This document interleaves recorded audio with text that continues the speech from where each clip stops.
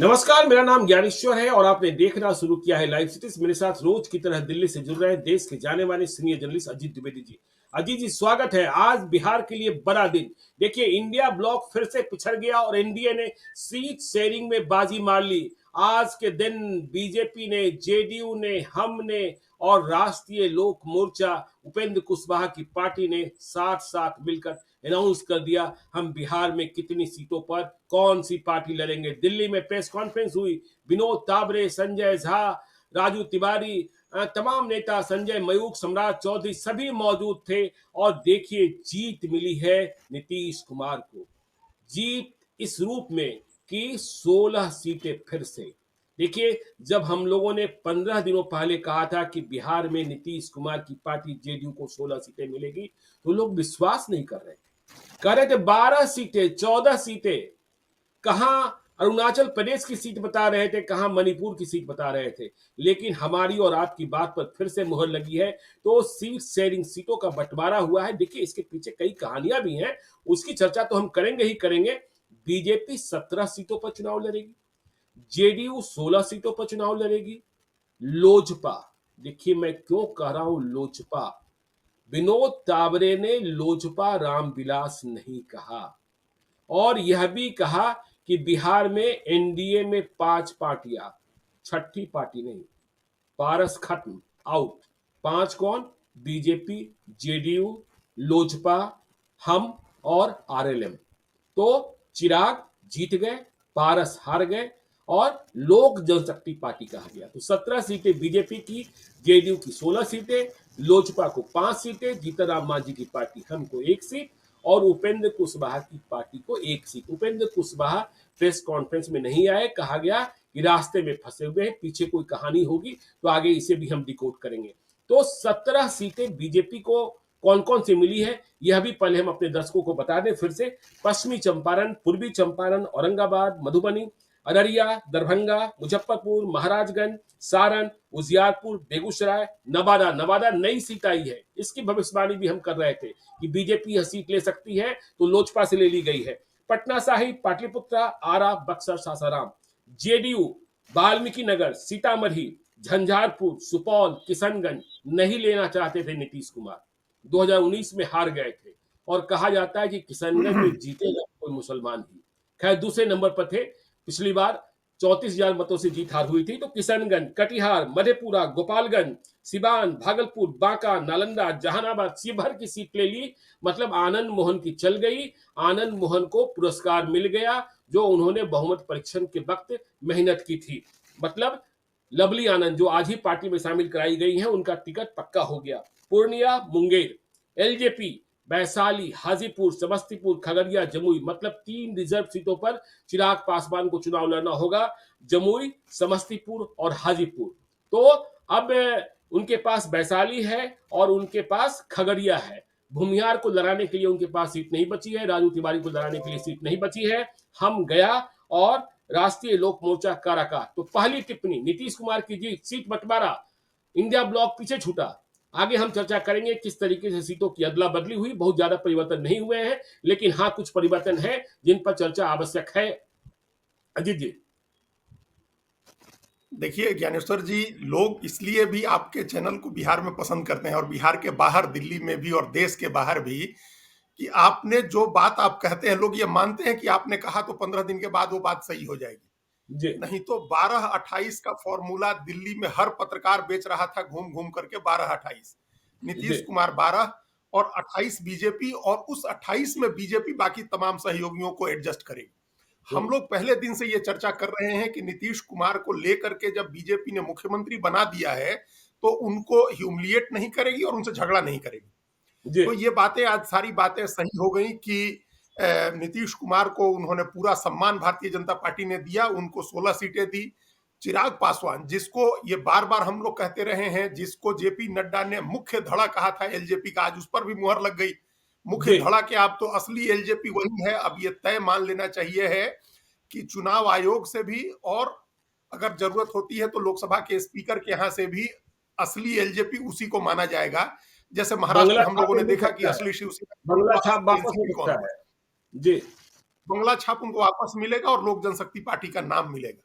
जी, तो ये जीत पहले नीतीश कुमार की जीत के साथ-साथ हम लोग पहले थोड़ी चर्चा चिराग पासवान की कर लें, क्योंकि उनकी भी बड़ी जीत हुई है।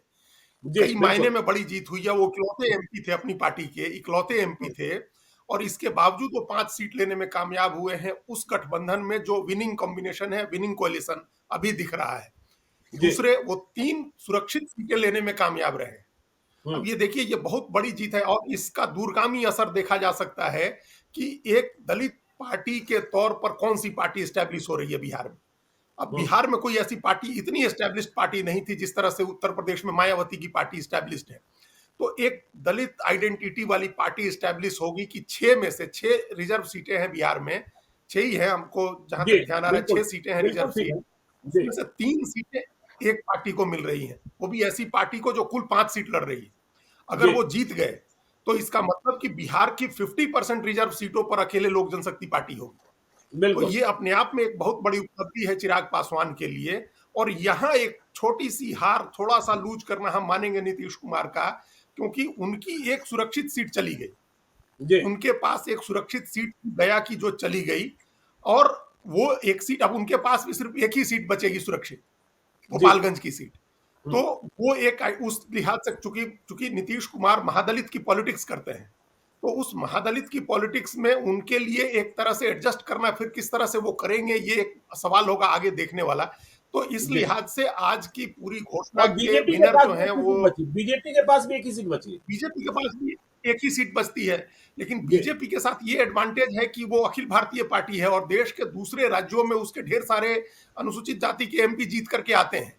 जी, नीतीश कुमार का एक ही राज्य है बिहार, तो उनके हुँ, लिए और वो बिहार बेस्ड पार्टी को अपना एक बड़ा वोट बैंक है जो महादलित का, उसके हिसाब से जो उनके प्रति बहुत लॉयल रहा है नीतीश कुमार के प्रति, वो वोट लॉयल रहा है, तो अब उनके पास एक सीट बची है।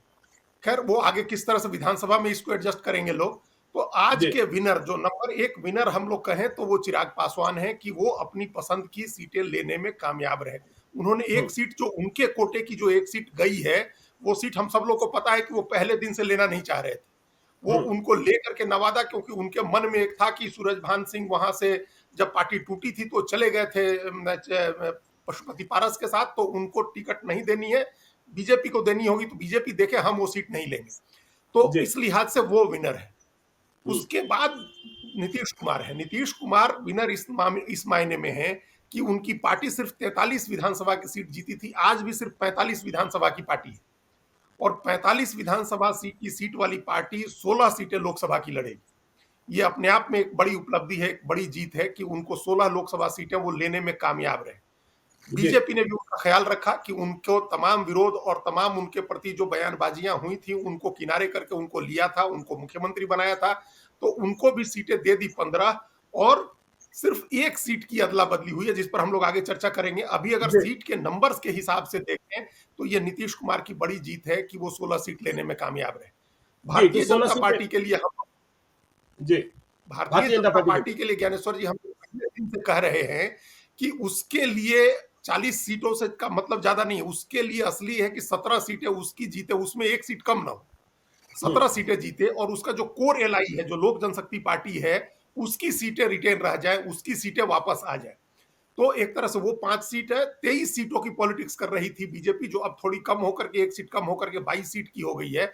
लेकिन अब उसकी कोशिश है कि ये सीटें जरूर वो रिटेन करे, क्योंकि अगर बिहार में एक भी सीट कम होती, 2 सीट कम होती, 3 सीट कम होती, तो उसकी उसकी भरपाई के लिए देश के दूसरे हिस्से में बीजेपी को ज्यादा मेहनत करनी जी, होती। इतना सारा जो तामझाम बीजेपी ने किया है, वो सारा जो तामझाम है, सारी जो तैयारी है, इतने जो दावपेच हुए हैं, उनका मकसद अपनी 17 सीटें बचानी थी। तो वो हुँ, 17 सीटें अब बचाने के लिए बीजेपी लड़ेगी 100% रिजल्ट लेने के लिए, इसके लिए उसने इतनी सारी पार्टियों को शामिल किया है। जीतन राम मांझी भी विनर ही हैं क्योंकि उनको एक सीट लोकसभा की मिल गई और एक विधान परिषद की भी सीट मिल गई, बेटे उनके मंत्री हैं बिहार सरकार में और 3 विभाग उनको मिल गए हैं। लूजर जी, इस मामले में उपेंद्र कुशवाहा को कह सकते हैं क्योंकि वो पिछली बार जब एनडीए के साथ लड़े थे तो 3 सीटों पर लड़े थे हुँ, और जब आरजेडी में गए तो उससे ज्यादा सीटों पर लड़े, लेकिन वापस एनडीए में आए तो उनको सिर्फ एक सीट मिली है। तो इस लिहाज से एक लूजर उनको कह सकते हैं और ये मान सकते हैं कि उन्होंने बीच में जो गलती की इधर से उधर जाने की, वो हो जाता है राजनीति में, कई बार लोग गलत फैसला कर लेते हैं, अब उनके पास सुधार का समय होगा, आगे इसको देखते हैं कि कैसे वो सुधारते हैं। तो इस पूरे गेम में, एनडीए के इस पूरे जी। गेम में विनर हैं, 4 लोग विनर हैं, एक लूजर मान सकते हैं हम लोग उपेंद्र कुशवाहा। चलिए ठीक है, तो देखिए आप कह रहे हैं लूजर मान सकते हैं उपेंद्र कुशवाहा को, लेकिन चिराग पासवान से ही बात शुरू करते हैं, आगे बीजेपी पर आएंगे। चिराग पासवान की पार्टी की पहचान दलित सवर्ण एकता के लिए की जाती है, तो दलित को लड़ाने के लिए 3 सीटें मिल गई, 2 परिवार से लड़ाएंगे और भूमिहार को लड़ाते रहे हैं ये। अब इनकी पार्टी में अरुण कुमार, इनकी पार्टी में तमाम इतने तेज दौड़ने वाले डॉक्टर अभिषेक सिंह थे, डॉक्टर शाहजानंद सिंह थे, गुंजन सिंह सिंगर भी लगे थे लाइन में, तमाम लोग लाइन में लगे हुए थे कि भाई, लेकिन अब तो ये किसी भूमिहार को लड़ा पाएंगे, इस बात की संभावना कम लग रही है। और वैशाली इन्हें राजपूत को ही लड़ाना होगा, वहां विनीता विजय से भी बात हुई है इनकी, लेकिन जो परिस्थितियां हैं तो इस रेस से ये बाहर हुई। यदि हम इनके अध्यक्ष की बात करें, जिस पर बहुत दिनों तक जिद चलती रही कि राजू तिवारी को चुनाव लड़ाना ही लड़ाना है, लेकिन अब कहाँ लड़ा पाएंगे, उन्हें विधानसभा का इंतजार करने को कहा जाएगा, तो ये परेशानी। लेकिन चाचा को परास्त कर दिया। अब देखना ये होगा कि पशुपति पारस आउट हो गए, हम लोग कह ही रहे थे। अब उनकी अगली चाल क्या होती है, क्योंकि उनके पास कोई रास्ता बचता नहीं।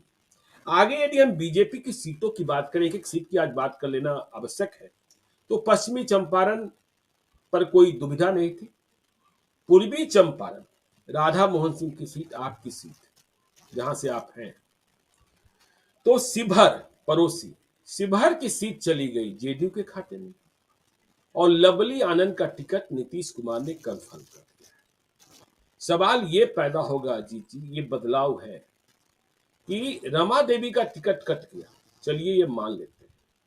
राधा मोहन सिंह के बारे में कहा जा रहा था कि उनका टिकट फिर से कंफर्म हो गया है, पहले कटने की बात आ रही थी, लेकिन अब लवली आनंद आ गई, तो शिवहर भी राजपूत लड़ेगा और पूर्वी चंपारण भी राजपूत लड़ेगा। यह पेच कुछ अगले आगे के कुछ दिनों के लिए सस्पेंस क्रिएट करता है। मुझे लगता है मेरी बात से आप भी सहमत होंगे कि कुछ ना कुछ तो है। और देखिए सुनील कुमार पिंटू, यदि सीतामढ़ी में देवेश चंद्र ठाकुर प्रत्याशी बन चुके हैं, तो सुनील कुमार पिंटू का भी पत्ता कट गया, जो कहा जा रहा था कि शिवहर की सीटों मिल जाएगी। तो लवली आनंद को पुरस्कार, रमा देवी आउट, और अब राधा मोहन सिंह की बात। देखिए, अब 2 बातें आपने कही। आपने चिराग पासवान का जो सवर्ण और दलित एकता वाली बात कही, वो 2 जी। तरह से डेंट हुआ। सिर्फ भूमिहार ही नहीं, अब वो ब्राह्मण भी कैसे लड़ा पाएंगे? वो हम्म। राजू तिवारी को भी नहीं लड़ा पाएंगे और अरुण कुमार को भी नहीं लड़ा पाएंगे। जी। तो अब ये उनके साथ एक बड़ी दुविधा हुई, क्योंकि खगड़िया, वो कैसे खगड़िया ब्राह्मण या भूमिहार लड़ाना तो मुमकिन नहीं दिख रहा है अभी की स्थिति में।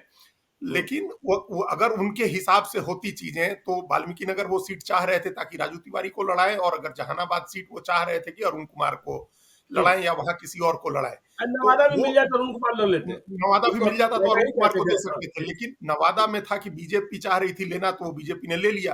तो वो खाली दलित सवर्ण एकता नहीं प्रभावित हुई है, सवर्ण में जो 2 उनके प्रति सबसे कमिटेड जातियां हैं, जी। जो उनके पिता के साथ भी जुड़ी रही, और जब उनके पिता की राजनीति जब थी एकदम पीक पर थी, जब उनके 25 एमएलए जीते थे, तब भी आप देख लीजिए उठा करके कितने लोग भूमिहार और ब्राह्मण समाज से जीते थे। ज्यादातर लोग उसमें जीते थे, उस तरह के लोग थे। जी। और इसका मतलब कि शुरू से 2004 से इन 2 जातियों का जुड़ाव रहा है उस पार्टी के साथ, हम्म। हम्म। अपनापन रहा है। तो उसको कैसे एड्रेस करेंगे, ये एक बड़ा सवाल होगा।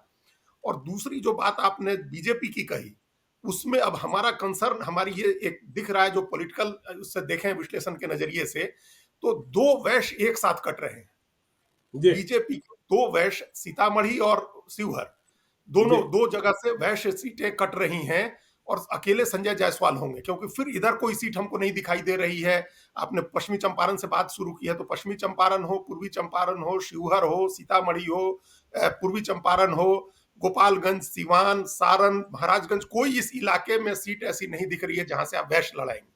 जी। तो बीजेपी का जो इम्बैलेंस होता दिख रहा है, सीटों का जो संतुलन है वो इम्बैलेंस होता दिख रहा है। उसमें 2 वैश्य कट गए, और अगर इसी तरह से रहा जिस तरह की अभी चीजें हैं, तो 2 राजपूत हो जाएंगे अगल बगल की सीट पर। तो क्या ये संभव है कि बीजेपी मोतिहारी, पूर्वी चंपारण की सीट पर कोई वैश्य लड़ाए? ये संभव है, हो सकता है, क्योंकि एक बार आरजेडी के टिकट से रमा देवी उस सीट से एमपी बिल्कुल। रही। बिल्कुल। और उसके पहले कांग्रेस के टिकट से प्रभावती गुप्ता वहां से एमपी हुँ, होती थी। तो जी, वैश्य की जो आबादी है वहां, और वैश्य ओवरऑल जो समाज की नाराजगी है उस इलाके में, पूरे इलाके में ज्ञानेश्वर जी, सो हम लोगों ने देखा था कि विधान परिषद के चुनाव में जब बबलू गुप्ता हारे थे तो बड़ी नाराजगी हुई थी राधा मोहन सिंह के खिलाफ। उनके ऊपर ये इल्जाम लगे थे कि उनकी वजह से वो सीट बबलू गुप्ता हारे एमएलसी का। जी। और फिर मेयर के चुनाव में एक टकराव हुआ जब दोनों वैश्य बड़े नेता पवन जायसवाल हुँ, और बबलू गुप्ता दोनों मिल करके ऐसी पॉलिटिक्स की कि वहां बीजेपी के जिला अध्यक्ष प्रकाश अस्थाना हार गए मेयर का चुनाव, और देवा जी, गुप्ता की पत्नी चुनाव जीत गई। तो हुँ। वैश्य वोट की नाराजगी जो है कैसे बीजेपी एड्रेस करेगी, ये जो इम्बैलेंस है अगल बगल की सीटों पर दो राजपूत कैंडिडेट का, उसको कैसे नहीं, यदि इम्बैलेंस। आप कह रहे हैं मोतिहारी मोतिहारी में वैश्य को लड़ाते हैं, तो फिर बेतिया में देखिए पूर्वी चंपारण, पश्चिमी चंपारण क्या दोनों वैश्य को लड़ाएँगे? यह भी सवाल पैदा हो जाएगा। नहीं, ये सीतामढ़ी सवाल शिवहर तो में ये फिर क्या सवाल हालत है, है?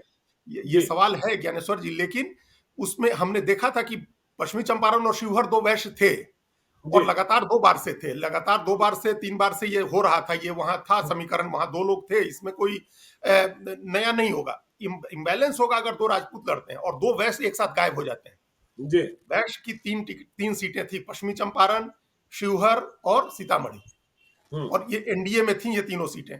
अब इसमें से 2 सीट कम हो जाएगी और 2 सीट उधर से एक सवर्ण हो जाएंगे, मैथिल ब्राह्मण देवेश चंद्र ठाकुर, और शिवहर और मोतिहारी राजपूत हो जाएंगे। तो ये भी एक तरह का इम्बैलेंस होगा। जी, तो इस इम्बैलेंस को, ये जो असंतुलन है, ये दूर हुँ, करना बीजेपी के लिए भी चुनौती है, और जी, हालांकि बीजेपी के लिए ही चुनौती है, नीतीश कुमार के लिए ज्यादा बड़ी चुनौती नहीं है, क्योंकि नीतीश हुँ। कुमार को जो उनके कोटे में सीट मिल रही है वो पश्चिमी चंपारण की सीट है, जहां से वो उनके बैजनाथ महतो के बेटे एमपी हैं, और वो नहीं, नहीं, पुराने वाल्मीकि नगर की सीट है, पश्चिमी चंपारण नहीं, वाल्मीकि नगर वाल्मीकि की नगर। सीट, वाल्मीकि वही जी, वाल्मीकि नगर की सीट जो नीतीश कुमार की है, पश्चिमी चंपारण तो जी, बीजेपी की सीट है, सॉरी। हुँ, तो वाल्मीकि नगर की सीट जो नीतीश कुमार की है, वहां से तो पिछड़ा उनके लौह कुश समीकरण का उम्मीदवार है ही। हुँ, तो हुँ। उनको अगर एक सवर्ण यहाँ लड़ाना होता है तो उनका समीकरण उतना असंतुलित नहीं होता है जितना बीजेपी का होता है। जी, बीजेपी का समीकरण असंतुलित हो रहा है, वो एक सबसे दिलचस्प, और जो आपने कहा कि अगले कुछ दिन का एक बड़ा सस्पेंस हो गया पूर्वी चंपारण सीट पर। जी, बिल्कुल। शिवहर का तो मामला लगभग सॉर्ट आउट है कि वो लवली आनंद ज्वाइन की है और नीतीश कुमार को वो सीट मिली है तो वो उनको दे देंगे। सीतामढ़ी भी लगभग सॉर्ट आउट है, उन्होंने कहा हुआ है देवेश चंद्र ठाकुर के लिए। संजय जायसवाल पश्चिमी चंपारण में है, वहां कोई डाउट नहीं है। वाल्मीकि नगर में बैजनाथ महतो के बेटे सुनील महतो एमपी हैं, उनका भी कोई डाउट नहीं है। तो एक संशय वाली सीट जो एकदम नॉर्थ की बात जब आप कर रहे हैं, जहां से आपने शुरू किया उत्तर बिहार जी, से, तो उसमें सिर्फ पश्चिमी चंपारण की एक सीट है जिसको लेकर के अब बड़ा भारी सस्पेंस हो गया कि उस सस्पेंस को कैसे कैसे पूर्वी सुलझेगा। चंपारण, पूर्वी पूर्वी चंपारण, चंपारण, सॉरी, पूर्वी जी। चंपारण में कैसे संतुलन बनेगा, किसको उम्मीदवार देंगे कि संतुलन बने। नहीं, ठीक है अजीत जी, लेकिन आज देखिए आज का जो दिन है, वह 2 लोगों के लिए सुकून भरा दिन है। औरंगाबाद में सुशील कुमार सिंह, खबरें आ रही थी कि नीतीश कुमार सीट चाह रहे हैं, लवली आनंद को भेजा जा सकता है या फिर अशोक सिंह या अशोक सिंह की पत्नी को।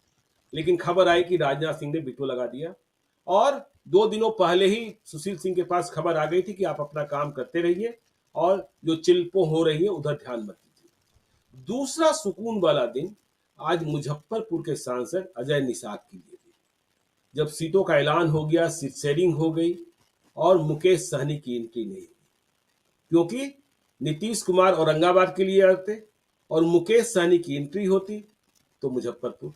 तो ये दोनों तो आज सुकून और अब मन से चुनाव की तैयारी में लगेंगे।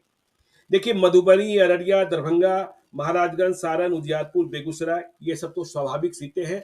अब उम्मीदवार क्या होता है, गिरिराज सिंह का क्या होता है, सारण में अब देखिए सारण को लेकर एक चर्चा है, सारण और औरंगाबाद को भी लेकर चर्चा हो जाती है कि जिस पवन सिंह का टिकट बीजेपी ने वापस लिया आसनसोल से, वह पवन सिंह फिर से बिहार में टिकट पाने के लिए जुगत में लगे हैं, जुगाड़ लगा रहे हैं। तो ये चर्चाएं हैं। तो अब देखिए बक्सर में क्या होता है, बक्सर में भी बहुत सारी चर्चा है। लेकिन जो एक बात हम करना चाहते हैं कि 16 सीटें नीतीश कुमार ने 2019 में जीती थी। 2024 में क्या स्ट्राइक रेट 100% रहेगा? 16 मिली है, पिछली बार 17 में 16 जीते थे, क्योंकि एक सीट उनके खाते में ऐसी चली गई जिसे जितना नामुमकिन कहा जाता है, किशनगंज, वो लड़ने को तैयार नहीं थे और किशनगंज जेडीयू के खाते में गई। इसका मतलब कि शाहनवाज हुसैन की जो अंतिम कोई स्थिति थी कि उन्हें बीजेपी किशनगंज भेज सकती है, वह संभावना भी खत्म हो गई।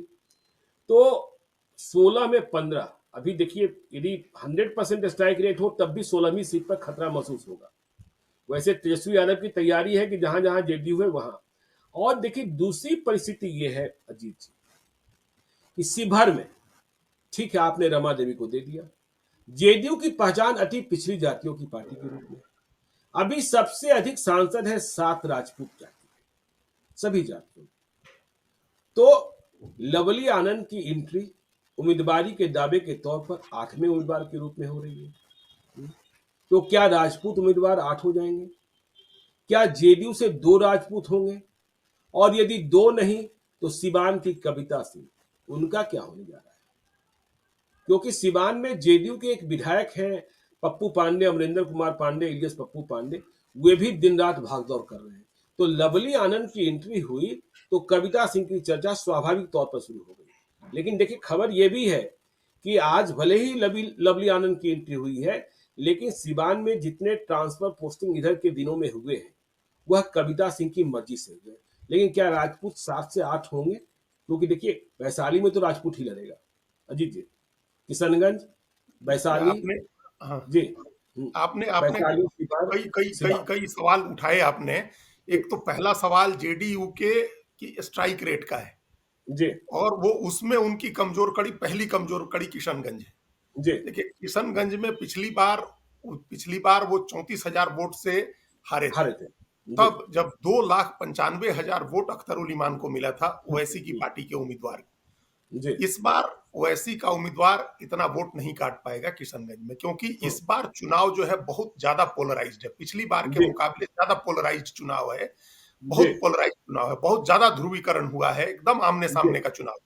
जी, और उस आमने सामने के चुनाव में ऐसा नहीं लग रहा है कि इस बार पिछली बार की तरह मुसलमान का वोट बटेगा।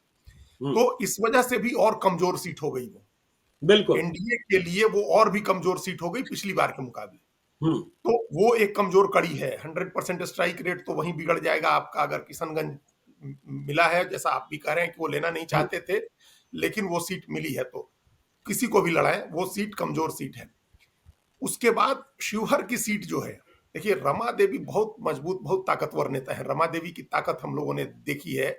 और एक समय ऐसा था कि वो पहले भी उनको शिफ्ट करने की या उनकी टिकट काटने की कोशिश होती थी, और एक समय तो ऐसा था जब राधा मोहन सिंह अपनी सीट से ज्यादा चिंता रमा देवी की सीट की करते थे, जी, क्योंकि उनको लगता था कि अगर रमा देवी की सीट कट गई शिवहर से तो वो हम्म, किसी दूसरी पार्टी के टिकट पर आकर के मोतिहारी लड़ सकती हैं और मोतिहारी हरा सकती हैं।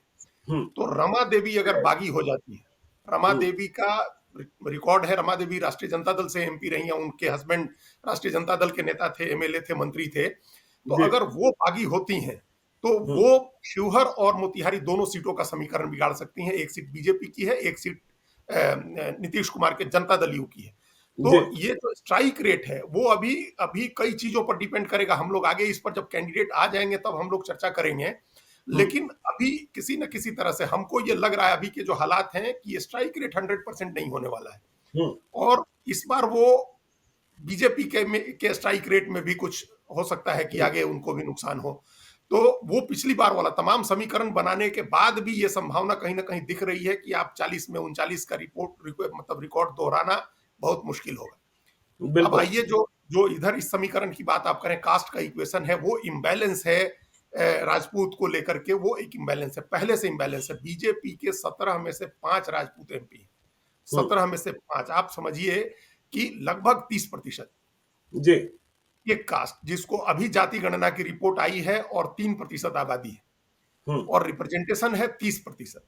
तो जी, वो इम्बैलेंस हर तरह से है। दूसरी हम्म, जातियों की नजरों में भी ये चीज खटकती है कि आप दे रहे हैं, ज्यादा रिप्रेजेंटेशन दे रहे हैं। तो उसको, उस इम्बैलेंस को ठीक करने का के बदले अब ऐसा लग रहा है कि इम्बैलेंस और ज्यादा मत हो जाए, कि ऐसा बिल्कुल, ना हो जाए कि एक कैंडिडेट और बढ़ जाए। ओवरऑल जो 7 एमपी हैं एनडीए के राजपूत, वो 8 मत हो जाए, क्योंकि हम्म, अब ये इनकी इनकी सीटें तो तय हो गई कि ये लड़ेंगी लवली आनंद शिवहर से। जी, तो जो उसमें कमजोर कड़ी दिख रही है, हालांकि उसमें भी आपने एक बात बताई कि जो ट्रांसफर पोस्टिंग हो रहे हैं सिवान के इलाके में, वो कविता सिंह के की मर्जी से हो रहे हैं या उनकी पसंद से हो रहे हैं। जी, तो बिल्कुल, ऐसे में अभी टिकट कटने की भविष्यवाणी नहीं हो सकती है, लेकिन एक कमजोर कड़ी वही दिख रही है। हम्म, क्योंकि सारण और महाराजगंज की सीट, वो बीजेपी की सीट है। वो जी बीजेपी को, उसमें बीजेपी कैसे बदलाव करेगी, वहां एक बदलाव की गुंजाइश कम है। वैसे एक महाराजगंज की सीट ऐसी है जो बदलाव हो सकता है, जहां कैंडिडेट बदले जा सकते हैं।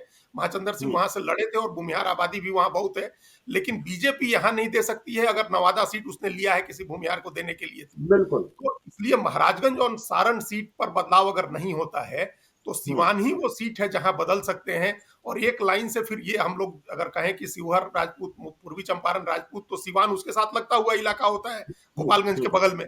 तो उसको वहां सीट बदल सकते हैं, वहां और कोई सिवान दूसरी में कभी जाति। और सिवान में कभी बिशन पटेल भी चुनाव जीते हैं, इसका भी ध्यान बिल्कुल, रखना बिशन होगा। पटेल भी चुनाव जी। जीते हैं, तो वो लौकुश समीकरण की भी सीट है, तो हम्म, उस हिसाब से वहां ब्राह्मण आबादी भी ठीक ठाक है। तो वहां बदलाव की गुंजाइश है, एक सिवान में बदल करके इस इम्बैलेंस को अगर, मतलब 7 का 7 रहने दिया जा सकता है। जी 7 का 8 ना हो, ये ध्यान रखना हम्म, है कि 7 से 8 ना हो जाए, 7 का 7 रहे, तब भी हम्म, एक चेंज वहां होने की संभावना है। क्योंकि हम्म, औरंगाबाद सीट को लेकर के आपने पहले ही कह दिया कि वो, उनको 2 दिन पहले ये हिंट कर दिया गया था कि आप अपना काम करिए, ज्यादा वो मत सुनिए। और ये जी जानकारी है कि दिल्ली से बड़े नेताओं ने उनके नाम पर वीटो किया, उनकी पैरवी की बीजेपी के बड़े ठाकुर नेताओं ने। हम्म, तो जी इस वजह से वहां अगर नहीं बदलता, वो एक सीट थी बदलाव वाली, लेकिन अगर हम्म, वहां नहीं बदलाव होता है तो फिर हमको कोई सीट नहीं समझ में आ रही है। फिर तो ये ज्यादा से ज्यादा ये हो सकता है कि 8 न हो तो एक सीट कम करें, 7 के साथ तो फिर रहने की गुंजाइश हमको दिख रही है कि राजपूत 7 एनडीए से 7 राजपूत लड़ेंगे। उसका जी किस तरह से उसको जस्टिफाई करेंगी तीनों पार्टियां जाकर के मतदाताओं के बीच में, उसके क्या लॉजिक देंगे, कैसे आगे उनको दूसरी जो जातियों जिनका रिप्रेजेंटेशन कम होगा उनको कैसे भरोसा दिलाएंगे, ये देखने हम्म, की बात होगी। लेकिन अभी 7 से कम होता नहीं दिख रहा है। जी। अब देखिए, यदि हम जात की बात कर रहे हैं तो भूमिहार की बात कर रहे हैं, 3 सांसद।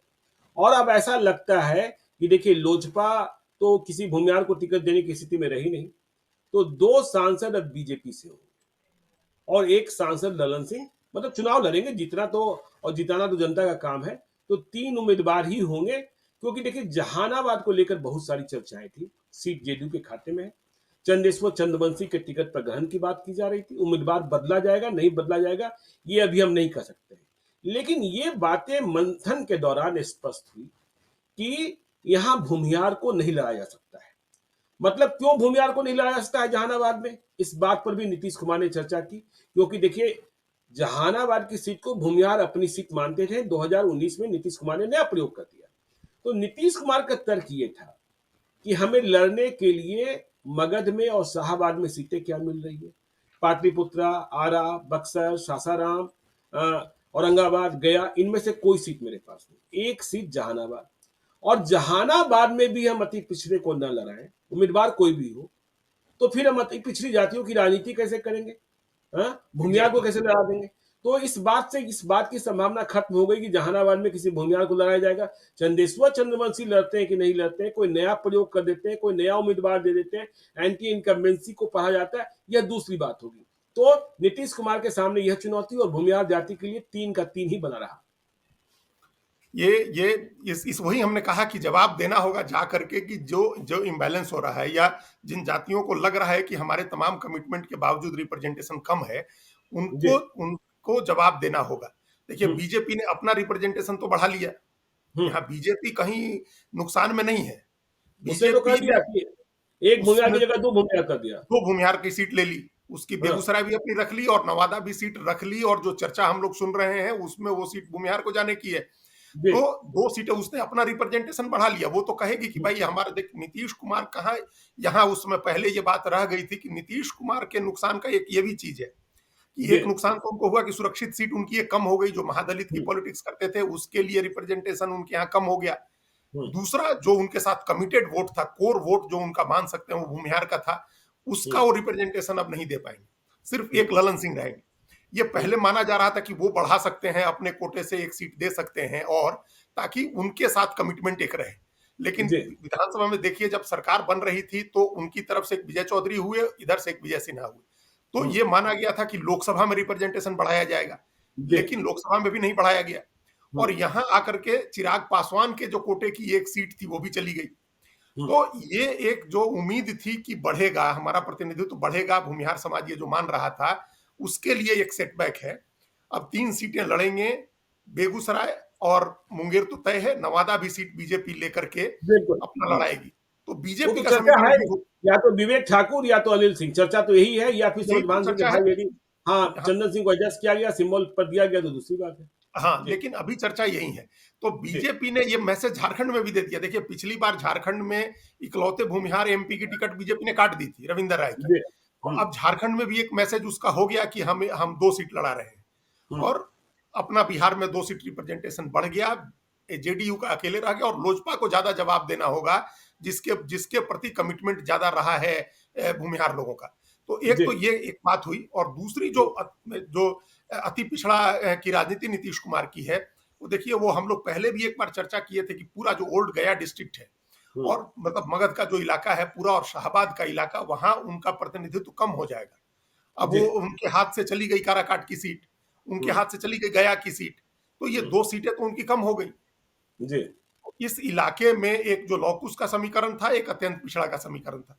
अब वो अति पिछड़ा का समीकरण वो बनाना चाहेंगे जहानाबाद में लड़ा के, वो आपने बिल्कुल ठीक कहा कि वहां कोई जोखिम नहीं ले सकते हैं, क्योंकि फिर हुँ, उनकी राजनीति कहां बचेगी, फिर कहां जी, कैंडिडेट है उनके हुँ, पास लड़ाने के लिए, फिर एक नालंदा को छोड़ करके और कहां कैंडिडेट है। जी, तो इसलिए वो अत्यंत पिछड़ा को लड़ाएंगे और इस पर किसी तरह से जोर देंगे, आगे लोकसभा चुनाव के बाद सरकार के भीतर मंत्री बनाने को लेकर के हो या किसी और तरह से हो, जो लूज किया है उन्होंने, पिछड़ी जाति का हो, भूमिहार हो या जो कुशवाहा समीकरण में उनके काराकाट की सीट जाने से हो, उसको जी। एडजस्ट करने की कोशिश वो करेंगे लोकसभा चुनाव के बाद। अब उसके पहले तो कोई गुंजाइश नहीं दिख रही। नहीं, अजीत जी, एक बात और है कि नीतीश कुमार ने अति पिछड़ी जाति की राजनीति बीजेपी को नहीं लेने दी। जिस तरीके से सीटों का बंटवारा हुआ, यह भी समझना है। 17 सीटें बीजेपी के पास और 10 उम्मीदवार लड़ेंगे सबल। 5 राजपूत हैं, 2 ब्राह्मण पहले से लड़ते आ रहे हैं, गोपाल जी ठाकुर और अश्विनी चौबे। अब 2 भूमिहार हो जाएंगे, नवादा और बेगूसराय में, और 1 कायस्थ। तो 7 सीटें बची। उसमें यादव भी हैं, तो अति पिछड़ी वैश्य भी हैं। तो अति पिछड़ी जाति की राजनीति नीतीश कुमार ने अपने ही कोटे में रखी, और टिकटों के बारे में भी कि टिकट देंगे तो हम ही देंगे। यह संदेशा नीतीश कुमार ने अपने खाते में फिर से सुरक्षित रखा है। बिल्कुल, ये ये ठीक बात आपने पॉइंट आउट की कि हम लोग बार-बार चर्चा करते रहे कि वो अत्यंत पिछड़ी जातियाँ, महादलित का एक जी, उनके प्रति सद्भाव रहा है। तो वो अत्यंत पिछड़ा बीजेपी जो पॉलिटिक्स कर रही थी, एक एक उसने बड़ा दांव चला था बीच में कि अत्यंत पिछड़ा नेताओं को आगे बढ़ाना शुरू किया था। आपने ठीक पॉइंट आउट किया, उसके 7 सीटें ही बचती हैं, जिसमें एक सुरक्षित सीट हो जाएगी सासाराम की। तो जी, उसके बाद 6 ही सीटें हैं, उसी 6 सीट में उनको यादव भी करना है, गैर यादव पिछड़ा भी करना है, अत्यंत पिछड़ा भी करना है, ये सब वैश्य करना है, उन्हीं 6 सीटों में करना है। तो हम्म, ये बीजेपी के लिए एक चुनौती है। वो भी जी, चुनाव के बाद ही एडजस्ट कर पाएंगे। अभी किसी को राज्यपाल बना करके, किसी को चुनाव के बाद मंत्री बना करके कुछ इस तरह से अपना एडजस्ट करेंगे, लेकिन अत्यंत पिछड़ा वोट की जो राजनीति है वो हम्म। बीजेपी के पास रही और मोटे तौर पर लॉकुश समीकरण को नहीं, भी अत्यंत उन्होंने एक पिछड़ा की राजनीति जेडीयू के पास रही, बीजेपी के पास जेडीयू नहीं। के पास, माफ करिएगा, जेडीयू के पास। हम अत्यंत पिछड़ा के साथ वो लॉकुस का जो समीकरण है, अगर वो वाल्मीकि जी, नगर सीट छोड़ते तो उसमें भी हम्म, नुकसान होता उनको, लेकिन बिल्कुल, वाल्मीकि नगर सीट रख ली उन्होंने ताकि एक हद तक लॉकुस का समीकरण भी उनका बना रहे और अत्यंत हम्म, पिछड़ा का समीकरण भी नीतीश कुमार का बना रहे। तो ये 2 चीजें उन्होंने इस सीट बंटवारे में की है।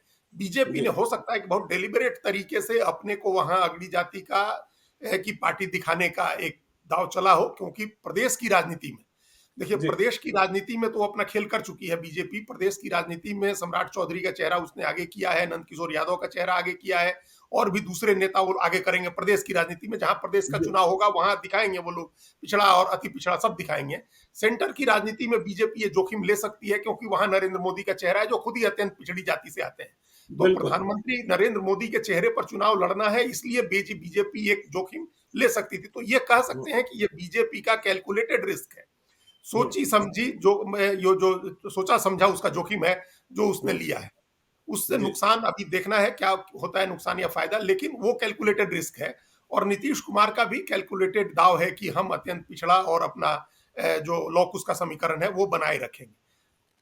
उसमें एक दाव खाली एक वो हुआ चिराग पासवान के साथ कि उनका ब्राह्मण और भूमिहार वो नहीं एडजस्ट कर सके अपने जी, साथ। बिल्कुल। चलिए, तो देखिए आज क्या हुआ, कैसे सीट शेयरिंग हुआ, इसे समझने की हमने कोशिश की है। अगले कुछ दिनों में हम उम्मीदवारों को भी डिकोड करेंगे, प्रामाणिकता के साथ, और जिसे बताएंगे उम्मीदवार वही होगा।